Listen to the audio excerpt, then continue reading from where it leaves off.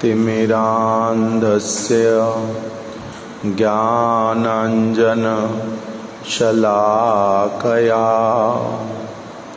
चक्षुरुन्मीलितं येन तस्मै श्री गुरवे नमः। वाञ्छाकल्पतरुभ्यश्च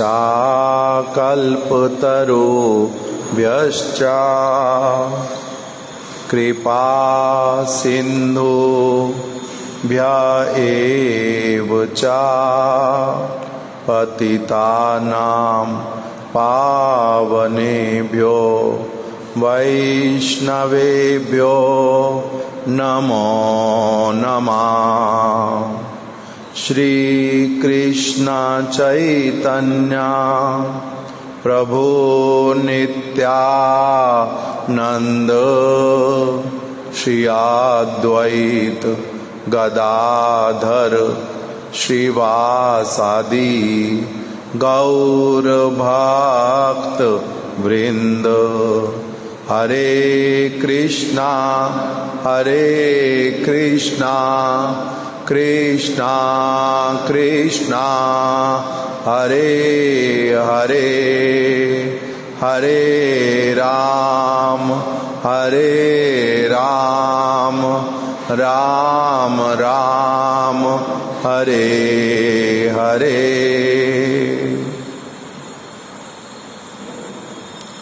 हम लोग नित्य लीला प्रविष्ट श्रीमद् भक्ति विज्ञान भारती गोस्वामी महाराज जी की कुछ महिमा गुणावली उसी को कुछ दिनों से श्रवण कर रहे हैं। उसके अंतर्गत हम लोगों ने श्रवण किया कि श्रील महाराज जी कहते थे मठ में की गई प्रत्येक क्या वचन है नरोत्तम प्रभु, फिर से बताओ। वो कहते थे कि मठ जो भी सेवा करते हैं प्रत्येक सेवा वैष्णव सेवा के अंतर्गत ही आ जाती है। मठ में हम जो भी सेवा करते हैं वो सेवा वैष्णव सेवा के अंतर्गत आ जाती है। और कुछ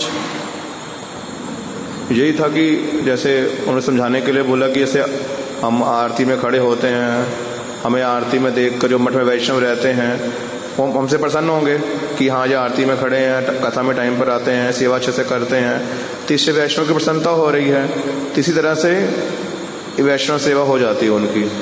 ठीक, तो इसी बात को हमने ठीक से समझने के लिए पहले क्या किया, समझना प्रारंभ।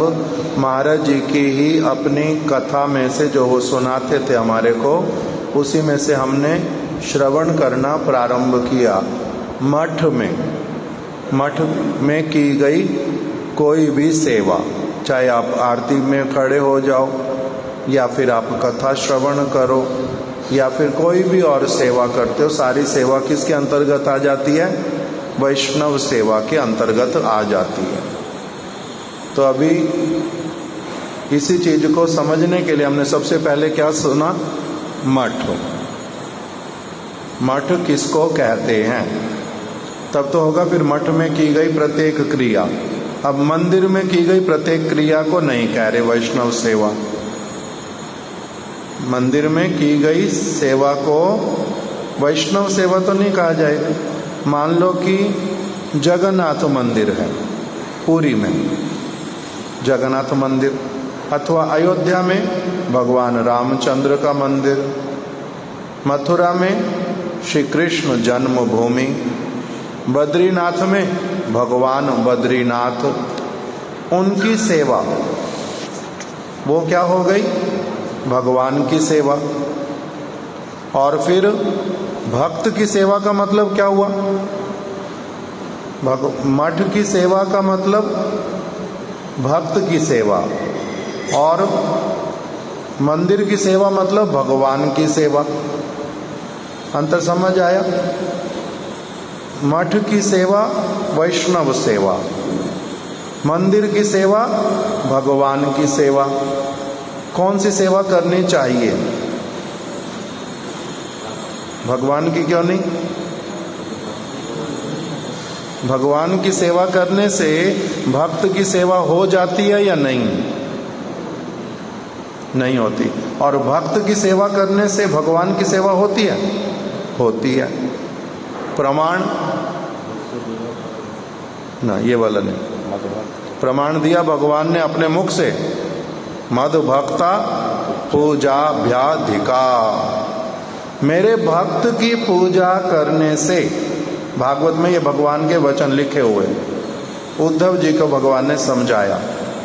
मद भक्त पूजाभ्याधिका, मेरे भक्त की पूजा करना मेरी पूजा से अनंत गुना श्रेष्ठ है। मद भक्त पूजाभ्याधिका। उसमें आगे क्या है? किसको आता है ये श्लोक? मद भक्त पूजाभ्याधिका मन मतेना। स्टार्टिंग में से आदरौ परिचर्यायाम, आदरौ परिचर्यायाम, इसमें अक्षर भूल रहा, लेकिन ये तीसरा पद है या चतुर्थ पद है जो मैंने बोला? सर्वभूतेषु मनमता। हाँ, सर्वभूतेषु मनमता। मनमता, मनमता मतलब ये मेरा मत है, मैं कंक्लूजन दे रहा हूं, मैं ये बता रहा हूं। उसमें पढ़ो, ये श्लोक पढ़ो। आदरौ परिचर्यायाम सर्वांगै अभिवंदनम अभिवंदनम मद भक्त पूजाभ्याधिकम सर्वभूतेषु मनमति। अब इसका अनुवाद पढ़ो। माइक ले लो, माइक ले लो।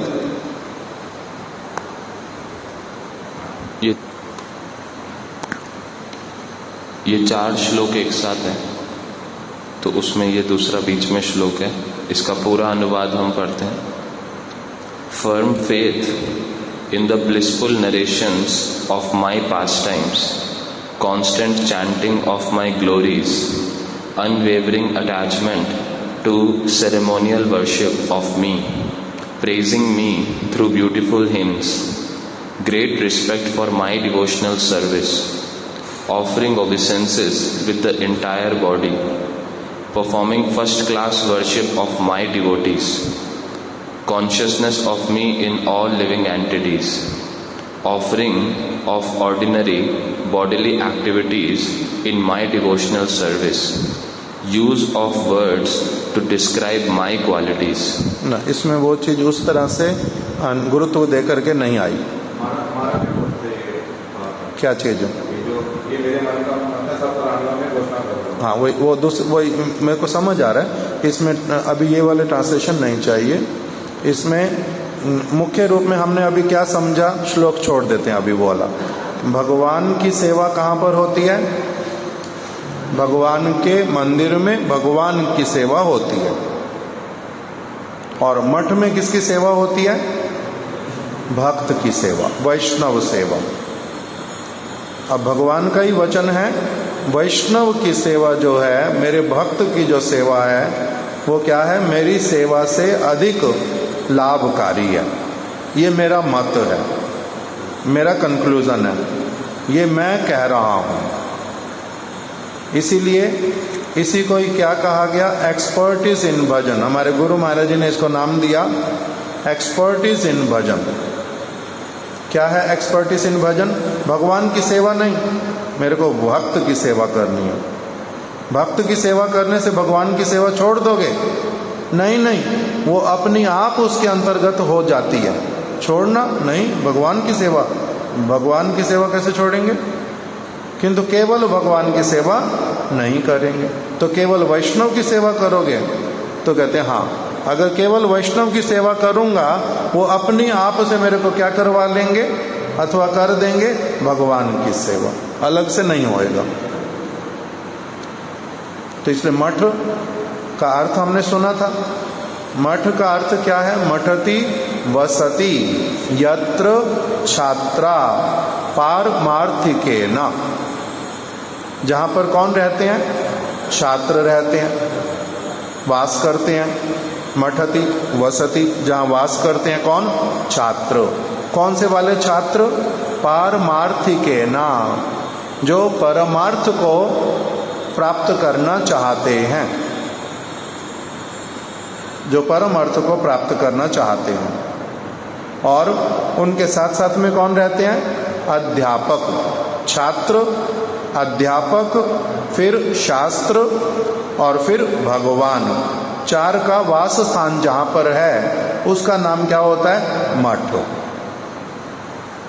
कौन कौन होंगे? छात्र और अध्यापक और ग्रंथ। ग्रंथ का मतलब भी फिर पारमार्थिक ग्रंथ, हमने डिस्कस कर लिया था। फिर भगवान। अगर इसमें से भगवान मिसिंग हो विग्रह के रूप में, अगर मिसिंग हो तो कोई बात नहीं, शास्त्र के रूप में विराजमान है। फिर अगर क्या हो गया, अगर शास्त्र नहीं है वहां पर, वास नहीं है, तो शास्त्र नहीं है तो अध्यापक। अध्यापक शास्त्र को पूरी तरह से अपने भीतर में समाये हुए हैं और उसी को ही वो क्या करते हैं? आचरण करते हैं, उसी का ही बात करते हैं, तो भी चलेगा, तब भी उसको मठ कहेंगे। किसको? जहां पर कौन है? छात्र है और अध्यापक है। शास्त्र किसी कारणवश अगर नहीं है वहां पर, और विग्रह अगर किसी कारणवश नहीं है, तो भी मठ है। किंतु अगर बाकी सारा कुछ मिसिंग है, केवल भगवान है वहां पर, तो उसका नाम क्या हो जाएगा? मंदिर। अगर भगवान भी है, भगवान नहीं है, केवल शास्त्र है जहां पर, उसका नाम होएगा शास्त्र मंदिर, वो भी मठ नहीं है। फिर जहां पर अध्यापक हैं, अध्यापक होने से ही, छात्र अगर ना हो तो अध्यापक का कोई मूल्य? अगर अध्यापक है, छात्र नहीं है, तो भी उसको मठ नहीं कहेंगे। तो वो अध्यापक तो बहुत परम भक्त हैं, शास्त्र उनके हृदय में है, भगवान भी उनके हृदय में है, मगर छात्र नहीं है उनके साथ, तो वो क्या कहलाएंगे? जहां पर भी बैठेंगे वो उनका भजन कुटीर है, किंतु वो मठ नहीं है। वो मठ नहीं है, वो क्या है? जहां पर वो रहेंगे उस स्थान का नाम क्या होएगा फिर? उनकी भजन कुटीर, वो भी मठ नहीं है। छात्र भी होंगे और अध्यापक भी होगा, तब उसका नाम क्या होगा? मठ।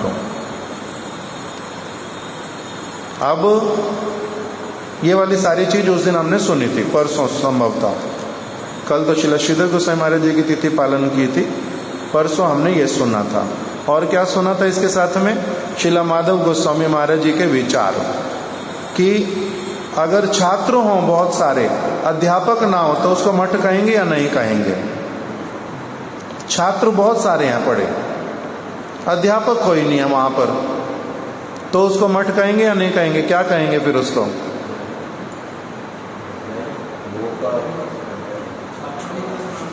कली का स्थान। छात्र हैं केवल, और अपनी इच्छा अनुसार जो होता है वो करते रहते हैं, किसी की भी शरण में नहीं है। कोई भी उनका क्या बोलते हैं, साधारण भाषा में बोलते हैं, इसका कोई वल्ली वारिस नहीं है, सब कुछ बोलते हैं, मालिक नहीं है इसका कोई। ये क्या है? अंधेर नगरी, चौपट राजा, टका सेर बाजी, टका सेर खाजा। यहाँ पर सारे कैसे वाले हैं? जैसे अब हम इस शहर में रह रहे हैं, अलग अलग घर हैं सबके अपने अपने, तो अभी कौन किसके अंडर में है, कौन किसकी बात मानता है? जिसकी बात मेरी मानने की इच्छा मैं मान लूंगा, जिसकी नहीं मानने की इच्छा नहीं मान लूंगा। पास वाला कहेगा ये मत करो, वो मत करो, ए भाई तुम मेरे पड़ोसी हो, अपने औकात में रहो, ज़्यादा चीज़ें सिखाने मत आया करो यहाँ पर मेरे को, मैं क्या करूँ क्या नहीं करूँ, तुम्हारी कमाई खा रहा हूँ क्या, तुमने मेरे को घर दिलाया क्या? कुछ भी बोल सकते हैं। सारे कौन है? स्वतंत्र हैं। इसी प्रकार से जहां पर केवल छात्र रहेंगे, मतलब स्वतंत्र, उनको कंट्रोल करने वाला कोई भी नहीं है, किसी का भी उनको भय नहीं है, अपनी इच्छा अनुसार जो मर्जी करते रहते हैं, तब फिर उसका नाम क्या हो जाएगा?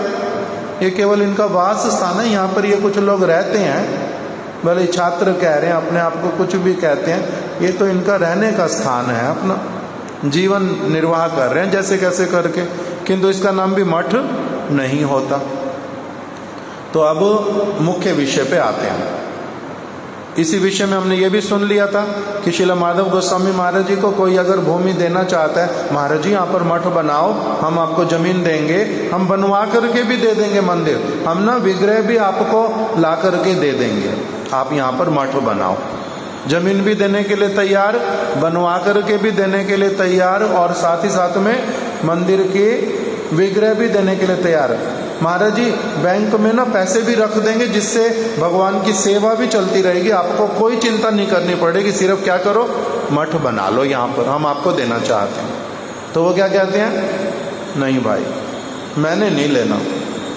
अगर मेरे पास में ऐसा कोई व्यक्ति, एक हो, दो हो, चार हो, ऐसे वाले व्यक्ति ना हो जो अध्यापक का कार्य कर सके, पारमार्थिक अध्यापक का, जिनका चरित्र पवित्र हो, जो उन्नत अवस्था वाले हों, जो भगवान को सचमुच में हृदय में धारण करते हों, जहां बैठेंगे उस स्थान को वो मठ बना देंगे, जहां बैठेंगे वहीं पर वृंदावन प्रकटित कर देंगे, वहीं का सारा उत्सव प्रारंभ हो जाएगा।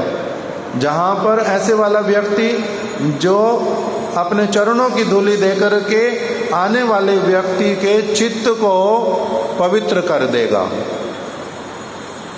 अगर ऐसे वाले व्यक्ति मेरे पास ना हो तब मेरे को नहीं लेना कुछ भी आपके यहाँ पर। मैंने क्यों लेना, जंजाल है, किसके लिए जमीन लेनी, भगवान की सेवा के लिए यहाँ पर जमीन क्यों, भगवान की सेवा तो सर्वत्र हो जाती है, जहाँ मेरे लिए सबसे अच्छा फिर मैं वहीं पर अपना मठ बनाऊंगा।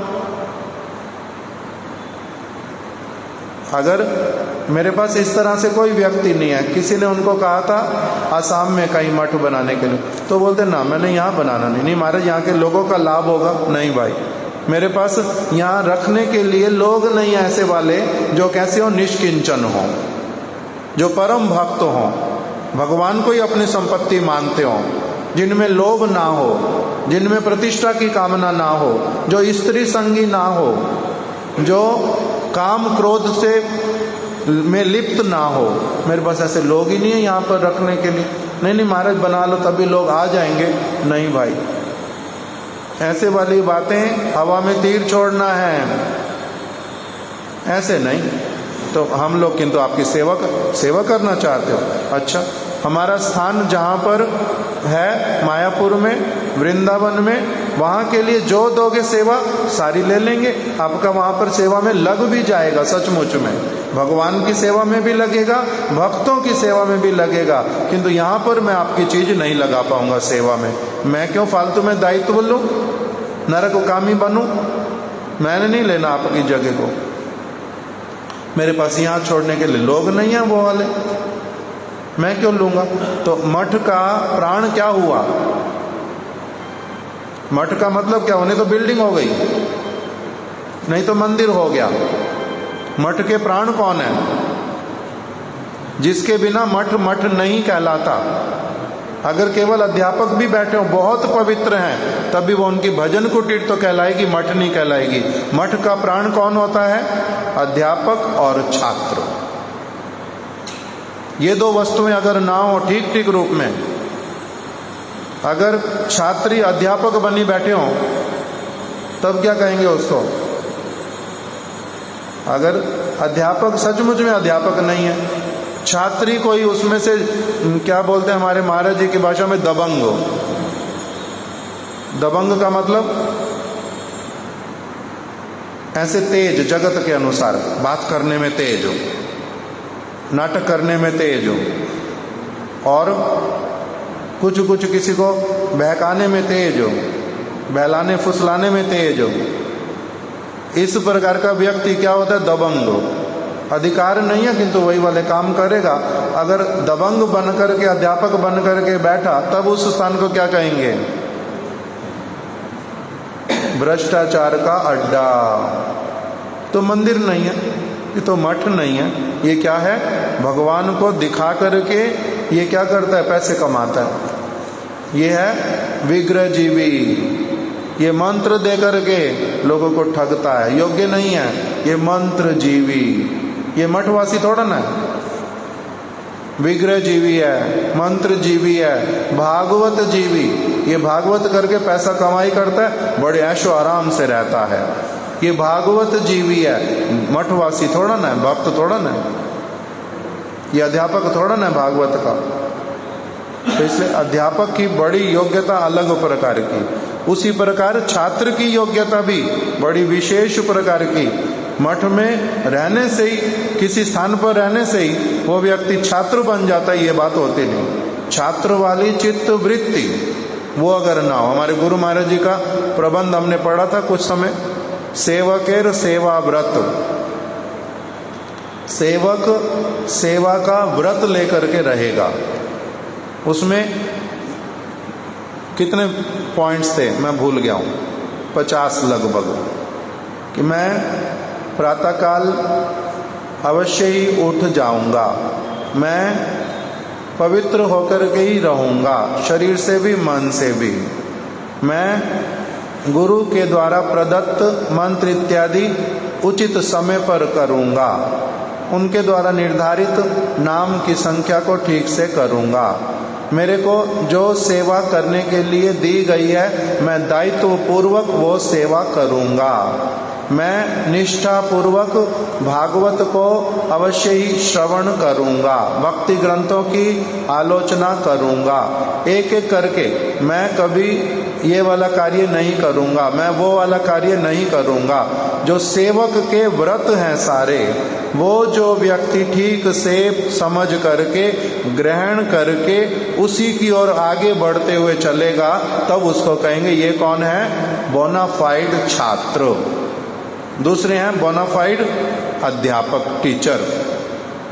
तो जब बोनाफाइड टीचर और बोनाफाइड अध्यापक एक स्थान पर वास करेंगे, तब उसका नाम क्या होएगा, मठ।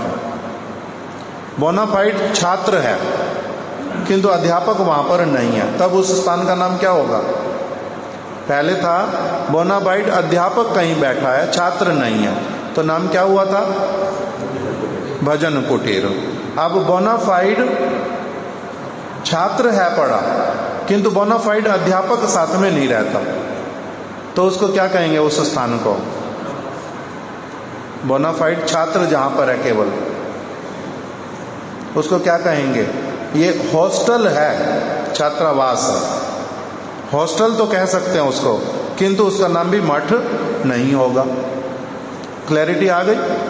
अब फिर मठ में की गई कोई भी सेवा वैष्णव सेवा होती है, कब, जब वहां पर सचमुच में कौन रहता हो, ऐसा निष्किंचन 1, 2, 4, 10 अध्यापक रहते हो और वहां पर 2, 4, 10, 50, 100 अथवा अधिक शिष्य रहते हो, छात्र रहते हो, तब उसका नाम क्या होता है, मठ।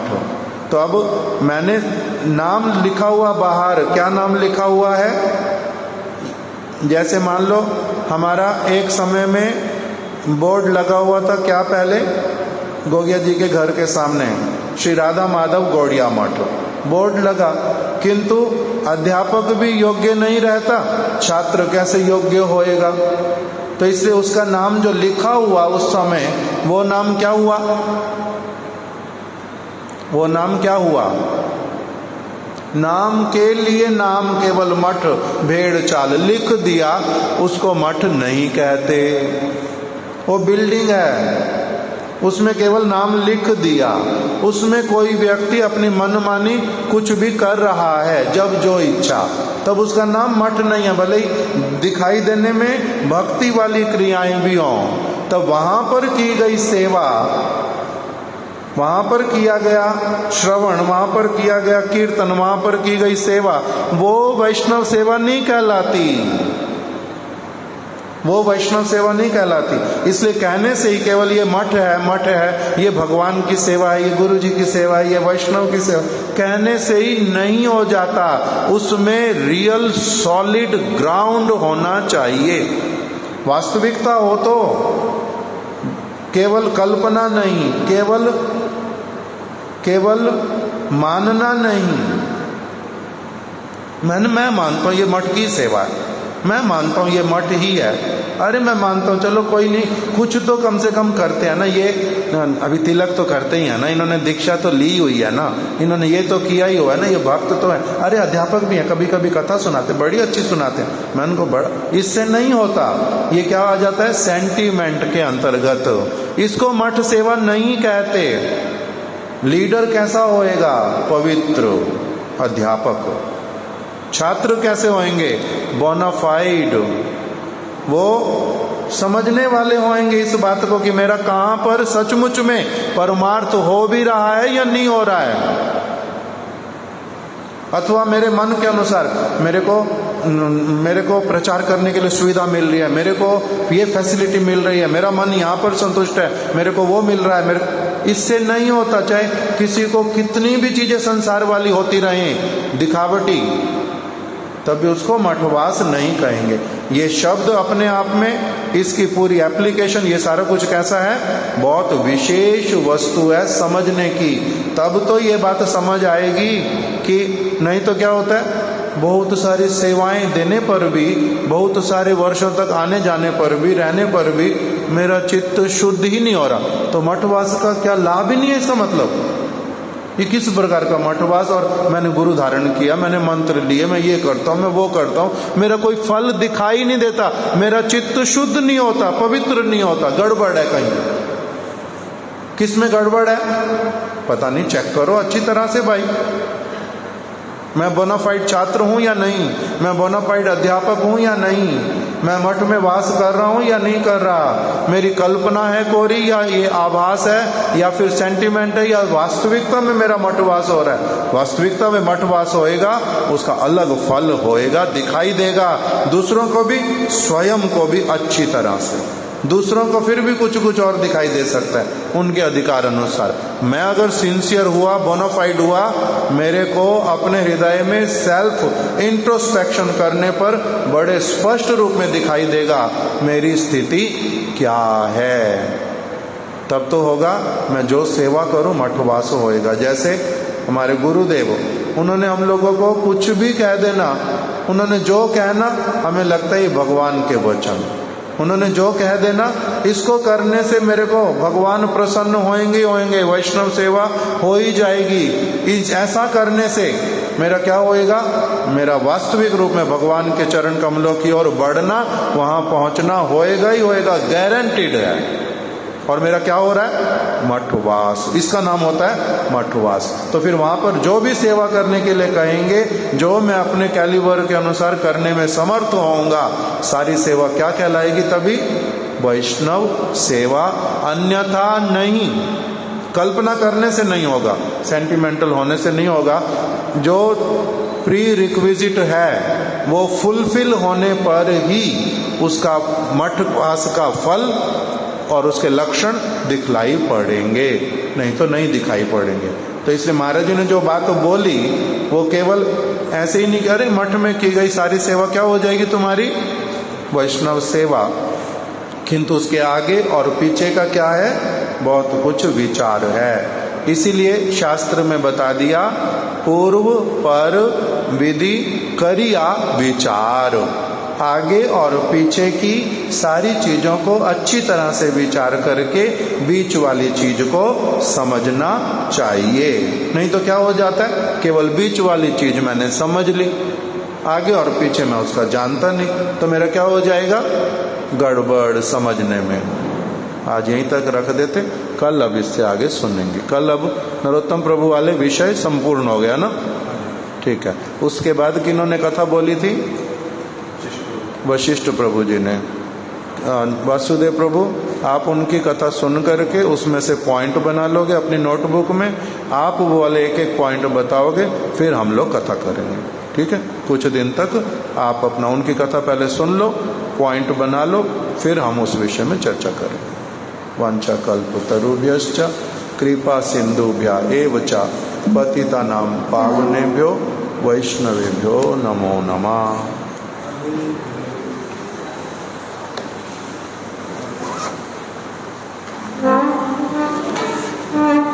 जहाँ पर कोई रह रहा है, मेरे बच्चे पलते रहें, मैं बड़े ऐशो आराम से घूमता रहूं, बोर्ड मैंने लगा दिया मठ का, लोग दिए जाएंगे, मैं खाई जाऊंगा, अपना बैंक बैलेंस बढ़ाई जाऊंगा, उसका नाम क्या होएगा? मठ?